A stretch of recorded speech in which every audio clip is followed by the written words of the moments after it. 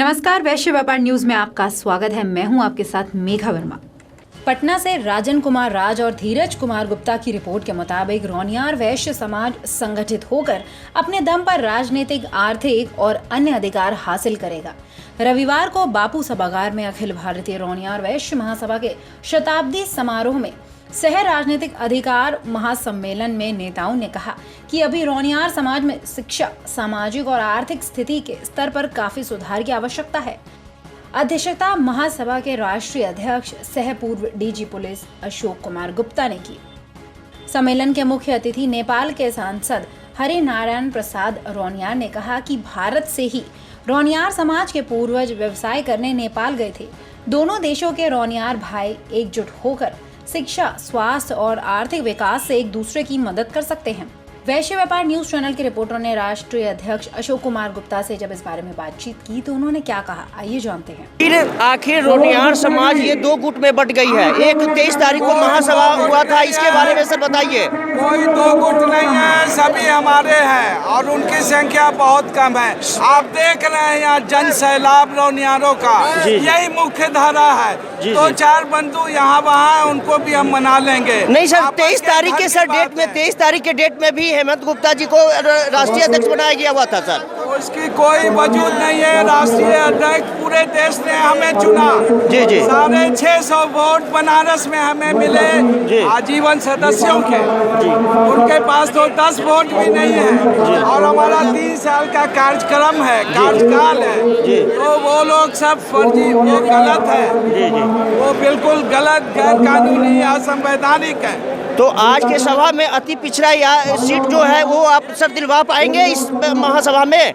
हम लोग संघर्ष करेंगे, अधिकार संघर्ष करके ही प्राप्त हो सकते हैं। हम लोग अपनी एकजुटता दिखा के राज्य सरकार से गुहार करेंगे, दबाव डालेंगे। बस की कुछ और उपजातियों को जैसे दिया, रौनियार उपजाति को भी आप दीजिए, हमारा अधिकार बनता है। ठीक है सर, वैश्य व्यापार टीम से बात करने के लिए सर आपका धन्यवाद।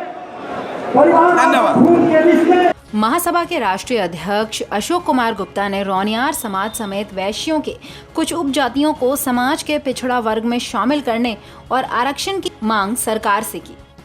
विधान पार्षद राजेश गुप्ता उर्फ बबलू गुप्ता ने कहा कि संगठित होकर रौनियार समाज राजनीतिक समेत तमाम अधिकार शीघ्रता पूर्वक हासिल कर लेगा। जब वैश्य व्यापार न्यूज चैनल के रिपोर्टर ने मीडिया प्रभारी मनीष गुप्ता से इस बारे में बातचीत की तो उन्होंने क्या कहा। जो सत्ताधारी हमें उपेक्षित करेंगे जी सर, वो आज ये सभा का माहौल देख के उनको समझ में आ रहा है कि रौनियार समाज क्या है। अभी हमने ट्रेलर दिखाया है सत्ताधारियों को, अभी पूरी फिल्म गांधी मैदान में दिखाऊंगा। आगे आगे देखिए होता क्या है। अगर हमें जब तवज्जो देते हैं सरकार, सत्ताधारी हमें तवज्जो देते हैं, हमें अति पिछड़ा में शामिल करते हैं, जो हमें अति पिछड़ा में शामिल करेगा, जो हमें सत्ता में भागीदारी देगा, रौनियार समाज उसके साथ रहेगा। और नहीं देते हैं तो हम सभी वैश्य के 56 उपजाति मिलके पूरे सत्ताधारियों में जो काबिज है पहले से बैठे हुए हैं उनको हम हराने का काम करेंगे। मनीष गुप्ता, राष्ट्रीय मीडिया प्रभारी, अखिल भारतीय वैश्य। अखिल भारतीय रौनियार वैश्य महासभा के मुजफ्फरपुर जिलाध्यक्ष ओम प्रकाश गुप्ता ने इस बारे में कहा, यह हमारी राजनीतिक रैली है, हमारे मान सम्मान और अधिकार की लड़ाई है। हमें भीख नहीं, भागीदारी चाहिए।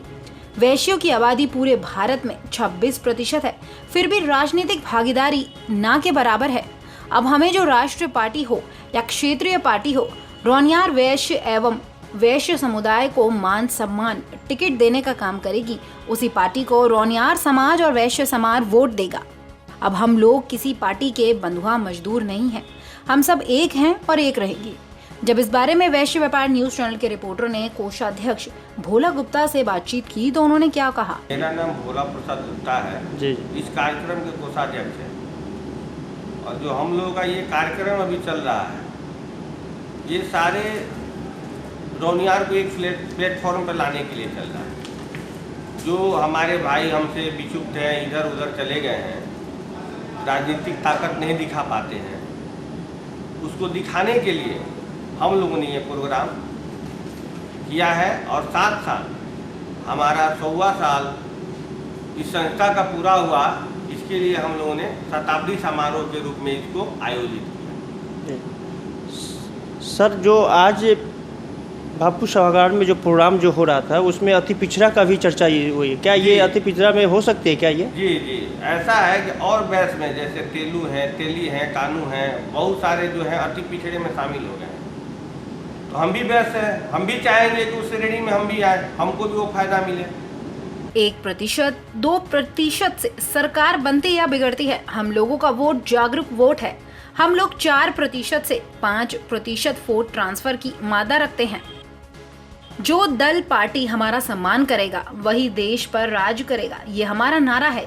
इसी क्रम में मुजफ्फरपुर से पूर्व राष्ट्रीय युवा महामंत्री देवानंद, युवा प्रदेश सचिव सुनील कुमार गुप्ता, युवा प्रदेश सचिव एवं प्रदेश प्रवक्ता मनीष कुमार रोनियार, युवा जिलाध्यक्ष लाल बाबू, युवा प्रदेश उपाध्यक्ष मनोज राजा, रामाशंकर, महेंद्र, बलराम राजन, कानून गो बिहार सरकार रामेश्वर, पप्पू, कन्हैया, विश्वनाथ मास्टर साहब और बड़ी संख्या में लोग इस रैली में उपस्थित हुए। जब वैश्य व्यापार न्यूज चैनल के रिपोर्टर ने महासभा के संयोजक शिवशंकर गुप्ता से बातचीत की तो उन्होंने क्या कहा, आइए जानते हैं। मैं शिव कुमार गुप्ता, राष्ट्रीय संयोजक रोनियार अखिल भारतीय महासभा का।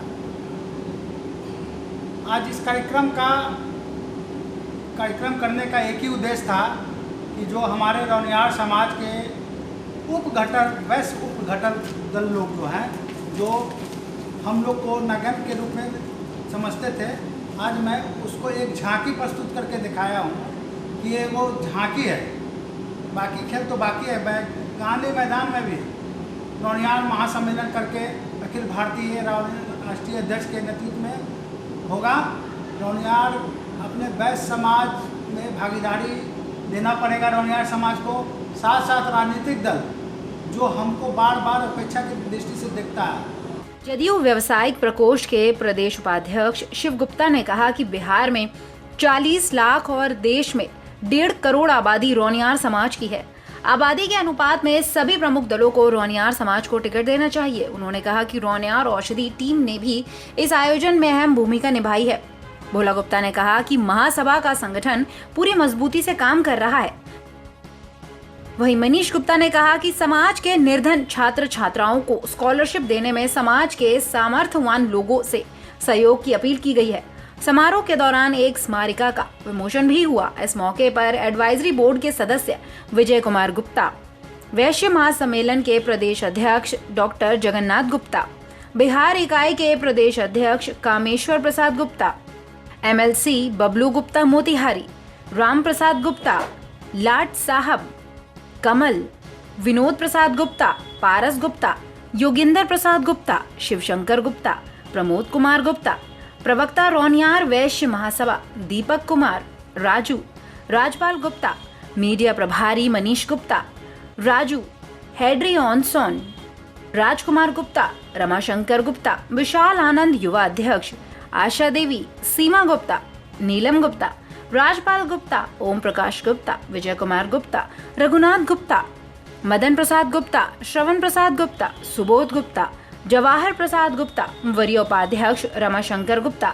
महासचिव अरुण गुप्ता, राजकुमार गुप्ता, जगत किशोर, महिला अध्यक्ष नीलम, सीमा गुप्ता, अमिताभ कुमार, युवा मंच आशीष आनंद, मनीष कुमार आदि ने अपने अपने विचार रखे। जब वैश्य व्यापार न्यूज चैनल के रिपोर्टर ने श्वेता गुप्ता से इस बारे में बातचीत की तो उन्होंने क्या कहा, आइए जानते हैं। मैडम, आपका क्या नाम हुआ? मेरा नाम श्वेता गुप्ता है। अच्छा, और इस प्रोग्राम के बारे में, आज का जो प्रोग्राम हो रहा है उस प्रोग्राम के बारे में बताइए।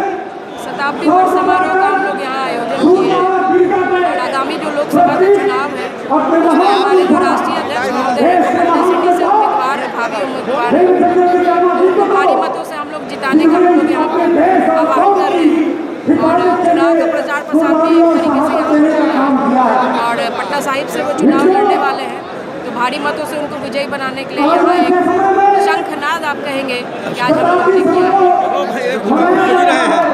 अच्छा, इस शताब्दी समारोह में जो लोग प्रेजेंट हुए हैं, जितना संख्या में लोग प्रेजेंट हुए, क्या उनको अति पिछड़ा ये सीट दिलवा पाएंगे? जी, उम्मीद तो हम लोग रख रहे हैं कि सरकार तक हमारी बात पहुँचेगी और भारी संख्या में यहाँ हमारे समाज के लोग आ जाए हैं तो सरकार तक हमारी बात जाएगी। उम्मीद है कि हमारी बातों को माना जाएगा। इस रिपोर्ट में फिलहाल इतना ही। आप देखते रहिए वैश्य व्यापार न्यूज। नमस्कार।